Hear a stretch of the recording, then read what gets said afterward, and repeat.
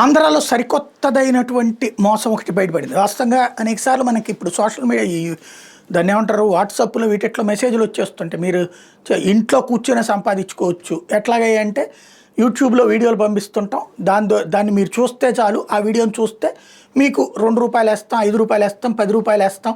ఇదిగో 100 వీడియోలు చూస్తే మీకు రూ. 1000 ఏస్తాం. మీకు ఎక్కడి నుంచి డబ్బులొస్తాయంటే ఇట్లాగా ఆ వీడియోకి సంబంధించిన సంస్థ వాళ్ళు మాకు డబ్బులు ఇస్తారు. ఇట్లాంటివి చెప్తుంటారనమాట. వాస్తవంగా వాటికి ఎంత దూరంగా ఉంటే అంత మంచిది. కానీ ఓ రాయేస్తే పోలా అనుకుని వెళ్ళేటటువంటి వాళ్ళని ముందు అట్లాగా డబ్బులు వేస్తారు.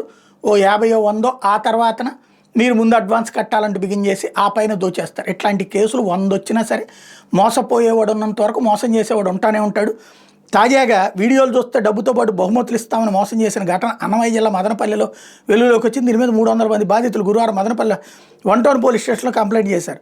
మదనపల్లికి చెందిన మోహన్ బాబు ఏపీ కర్ణాటకలకు ఇన్ఛార్జి వ్యవహరించారని బాధితులు చెప్తున్నారు. ఇందులో ముందుగా కొంత డబ్బు కట్టి ఆరా అనే యాప్ డౌన్లోడ్ చేసుకోవాలట. అందులో వీడియోలు చూస్తే డబ్బులు కానుకలు వస్తాయని నిందితుడు ప్రజలు నమ్మించాడట. 2000 మొదలు ఆపై ఎంతైనా చెల్లించవచ్చని చెప్పడంతో చాలామంది డబ్బులు కట్టారు.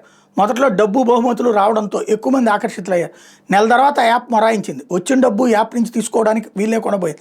దీంతో మోసపోయినట్టు గ్రహించిన బాధితులు పోలీసులు ఆశ్రయించారు. ఇలా మోసపోయిన వాళ్ళు లక్షల మంది ఉంటారు. నిందితులు కోట్లలో వసూలు చేసి ఉంటారని పోలీసులకి చెప్పారు. ఇంత జరిగినా ఇప్పటికీ యాప్ యాక్టివేట్ చేసుకునేందుకు 1800 నుంచి 5000 వరకు చెల్లించాలని ఎస్ఎంఎస్లు వస్తున్నాయట.